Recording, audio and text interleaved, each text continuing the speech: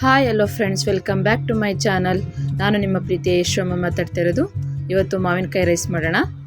ಈರುಳ್ಳಿ, ಕೊತ್ತಂಬರಿ ಸೊಪ್ಪು, ಮಾವಿನಕಾಯಿ, ಕರಿಬೇವು, ಮೆಣಸಿನ್ಕಾಯಿ, ಸ್ವಲ್ಪ ಸಾಸಿವೆ, ಸ್ವಲ್ಪ ಶೇಂಗಾ ಬೀಜ, ಸ್ವಲ್ಪ ಅರಿಶಿನ ಪುಡಿ, ಸ್ವಲ್ಪ ಕಡಲೆಬೇಳೆ. ಇದನ್ನು ಯಾವ ರೀತಿ ಮಾಡೋಣ ಅಂತ ನೋಡೋಣ ಬನ್ನಿ. ಮೊದಲಿಗೆ ಒಂದು ಬಾಣಲಿ ತೊಗೊಳ್ಳೋಣ.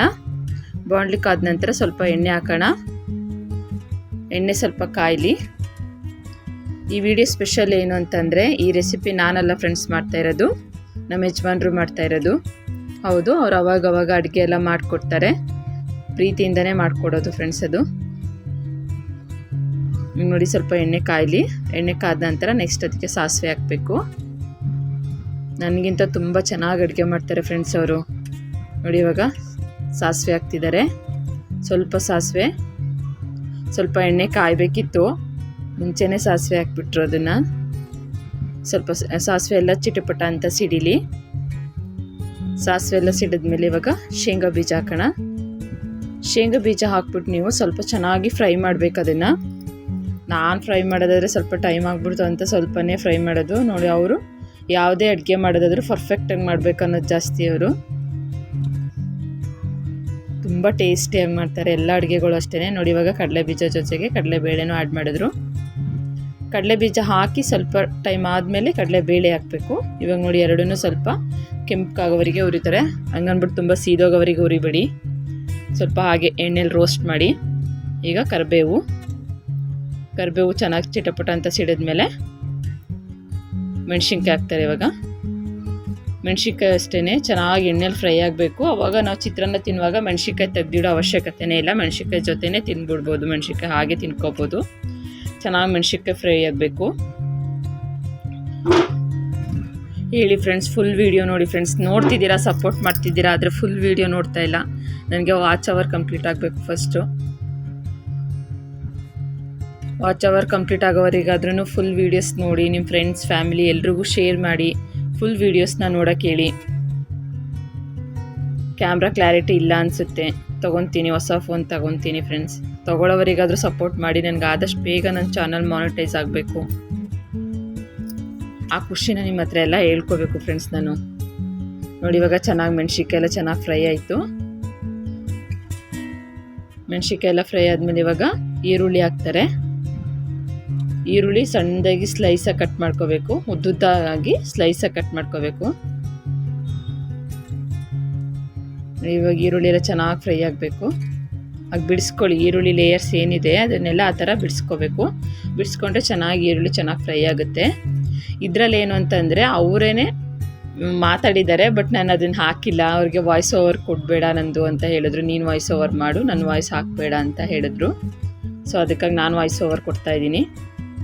ಆದಷ್ಟು ಬೇಗ ನನ್ನ ಮುಖ ತೋರಿಸಿ ಮಾತಾಡೋದನ್ನು ವೀಡಿಯೋ ಮಾಡ್ತೀನಿ. ಇನ್ಮೇಲೆ ನನ್ನ ಮುಖ ತೋರಿಸಿ ವೀಡಿಯೋ ಮಾಡಬೇಕಂತ ಅಂದ್ಕೊಂಡಿದ್ದೀನಿ. ನೋಡಿ, ಇವಾಗ ಈರುಳ್ಳಿ ಚೆನ್ನಾಗಿ ಫ್ರೈ ಆಗ್ತಾಯಿದೆ. ಯಾವ ಅಡುಗೆ ಬರಲ್ಲ ಅಂತ ಹೇಳಂಗಿಲ್ಲ ಫ್ರೆಂಡ್ಸ್. ತುಂಬ ಚೆನ್ನಾಗಿ ಎಲ್ಲ ಅಡುಗೆನೂ ಮಾಡ್ತಾರೆ. ಹೊರಗಡೆ ಸ್ನ್ಯಾಕ್ಸ್ ಆ ಥರದ್ದೆಲ್ಲ ಮಾಡಲ್ಲ. ಪಾನಿಪುರಿ ಆ ಥರದ್ದೆಲ್ಲ ಅದೆಲ್ಲ ಮಾಡೋಕ್ಕೆ ಬರಲ್ಲ. ಇನ್ನು ಈ ಥರ ಎಲ್ಲ ಅಡುಗೆಗಳು. ಮತ್ತು ನಾನ್ ವೆಜ್ ತುಂಬ ಚೆನ್ನಾಗಿ ಮಾಡ್ತಾರೆ. ವೆಜ್ಗಿಂತನೂ ನಾನ್ ವೆಜ್ ಚೆನ್ನಾಗಿ ಮಾಡ್ತಾರೆ. ಪ್ರತಿ ಸಂಡೇ ಅವರೇ ನನಗೆ ಸ್ವಲ್ಪ ಹೆಲ್ಪ್ ಮಾಡೋದು, ಮತ್ತು ಅವರೇ ಮಾಡಿಕೊಡೋದು.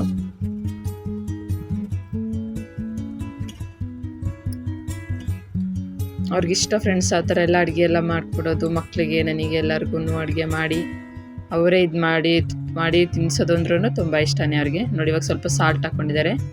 ರುಚಿಗೆ ಎಷ್ಟು ಬೇಕೋ ಅಷ್ಟು ಸಾಲ್ಟ್ ಹಾಕ್ಕೊಳ್ಳಿ. ನಾನು ಸ್ವಲ್ಪ ರೈಸಿಗೆ ಸಾಲ್ಟ್ ಹಾಕಿದ್ದೆ, ಹಾಗಾಗಿ ನಾನು ಪುಳಿಯೋಗರೆ ಮಾಡೋಣ ಅಂದ್ಬಿಟ್ಟು ರೈಸಿಗೆ ಸಾಲ್ಟ್ ಹಾಕಿದ್ದೆ. ಇಲ್ಲಾಂದರೆ ಇದಕ್ಕೆ ಸ್ವಲ್ಪ ಸಾಲ್ಟ್ ಇನ್ನೊಂದು ಸ್ವಲ್ಪ ಹಾಕ್ಕೊತಾಯಿದ್ರು. ನಾನು ಸ್ವಲ್ಪ ರೈಸಿಗೆ ಸಾಲ್ಟ್ ಹಾಕಿರೋದ್ರಿಂದ ಸಾಲ್ಟ್ ಕಮ್ಮಿ ಮಾಡಿ ಅಂತ ಹೇಳಿದೆ, ಹಾಗಾಗಿ ಕಮ್ಮಿ ಹಾಕಿದ್ದಾರೆ. ನಿಮಗೆ ಟೇಸ್ಟ್ಗೆ ಯಾವ ಥರ ಬೇಕೋ ಆ ಥರ ಹಾಕ್ಕೊಳ್ಳಿ. ಕೆಲವೊಬ್ರು ಬಂದ್ಬಿಟ್ಟು ರೈಸಿಗೆ ಹಾಕ್ತಾರೆ, ಸ್ವಲ್ಪ ಜಾಸ್ತಿ ರೈಸಿಗೆ ಹಾಕ್ಕೊಂಡು ಸ್ವಲ್ಪ ಹುಳಿಗೂ ಹಾಕ್ಕೊತಾರೆ.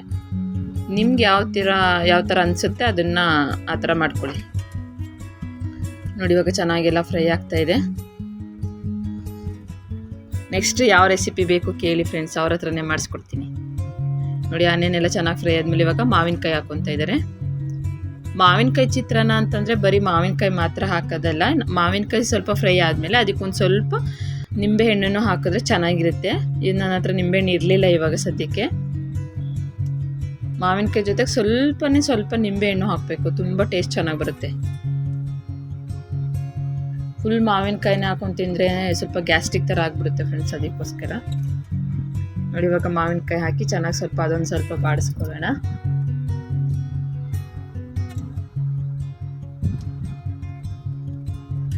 ನೆಕ್ಸ್ಟ್ ಇನ್ಯಾವ ಥರ ವೀಡಿಯೋಸ್ ಬೇಕು ಅಂತ ಹೇಳಿ. ನೆಕ್ಸ್ಟ್ ಇವಾಗ ಬೆಂಗಳೂರಿಗೆ ಹೋಗ್ತಾ ಇದ್ದೀನಿ ನಾನು. ಬೆಂಗಳೂರಿಗೆ ಹೋಗೋ ವಿಡಿಯೋ ಬರುತ್ತೆ. ನೆಕ್ಸ್ಟ್ ನೋಡಿ ಇವಾಗ ಫ್ರೈ ಆಯಿತು. ಫ್ರೈ ಆಗ್ತಿದ್ದಂಗೆ ಸ್ವಲ್ಪ ಅರಿಶಿನದ ಪುಡಿ ಹಾಕಿದ್ದೀನಿ. ಸಾರಿ, ನಾನು ಹಾಕ್ತಾಯಿಲ್ಲ, ಅವ್ರು ಹಾಕ್ತಿದ್ದಾರೆ. ನಾನು ಅಡುಗೆ ಅದು ವಾಯ್ಸ್ ರೆಕಾರ್ಡ್ ಮಾಡಿ ನಾನೇ ಮಾಡ್ತಿದ್ದೀನಿ ಅಂತ ಹೇಳ್ತಿದ್ದೀನಿ. ಇಲ್ಲ ಅವ್ರು ಮಾಡ್ತಾಯಿರೋದು. ಅರಿಶಿನದ ಪುಡಿ ಹಾಕಿದ್ದಾರೆ. ಅರಿಶಿನದ ಪುಡಿ ಹಾಕಿ ಸ್ವಲ್ಪ ಚೆನ್ನಾಗಿ ಫ್ರೈ ಮಾಡ್ಕೊತಿದ್ದಾರೆ. ಆಯಿತು, ಇವಾಗ ಇನ್ನೊಂದು 5 ಮಿನಿಟ್ಸ್ ಅಷ್ಟೇ ಫ್ರೆಂಡ್ಸ್ ಇದು ಮಾಡ್ಕೊಳ್ಳೋಕ್ಕೆ. ತುಂಬ ಟೈಮಿಂಗ್ ತಗೊಳ್ಳಲ್ಲ, ತುಂಬ ಟೇಸ್ಟಿಯಾಗಿರುತ್ತೆ ನೋಡಿ. ಅರಿಶಿನದ ಪುಡಿ ಇದು ನಾವು ಮನೇಲೇ ಮಾಡಿರೋದು. ಶುಂಠಿ ಅದೆಲ್ಲ ಬೆಳಿತೀವಲ್ವ ನಾವು, ಅದ್ರ ಜೊತೆಗೇ ಅರಿಶಿನದ್ದು ಹಾಕಿರ್ತಾರೆ ಸ್ವಲ್ಪ.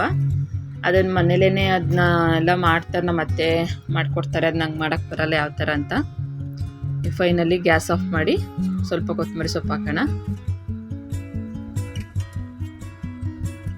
ಹಾಗೆ ಸ್ವಲ್ಪ ಫ್ರೈ ಮಾಡಿಬಿಟ್ಟು ಇವಾಗ ಗ್ಯಾಸ್ ಆಫ್ ಮಾಡಿಬಿಡೋಣ.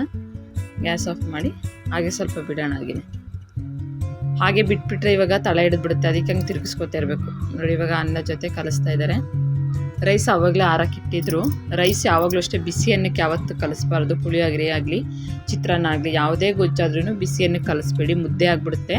ಉದುದ್ರಾಗಬೇಕು ನಮಗೆ ಅಂದರೆ ಸ್ವಲ್ಪ ರೈಸ್ನ ತಣ್ಣಗಾಗಕ್ಕೆ ಬಿಡಬೇಕು ನೋಡಿ. ಇವಾಗ ಚೆನ್ನಾಗಿ ಕಲಿಸ್ತಾ ಇದ್ದಾರೆ. ಕಲಸಿ ಆಯಿತು ಅಷ್ಟೇ ಫ್ರೆಂಡ್ಸ್. ವಿಡಿಯೋ ಇಷ್ಟ ಆದರೆ ಲೈಕ್ ಮಾಡಿ, ಶೇರ್ ಮಾಡಿ, ಕಮೆಂಟ್ ಮಾಡಿ, ಪ್ಲೀಸ್ ಸಪೋರ್ಟ್ ಮಾಡಿ.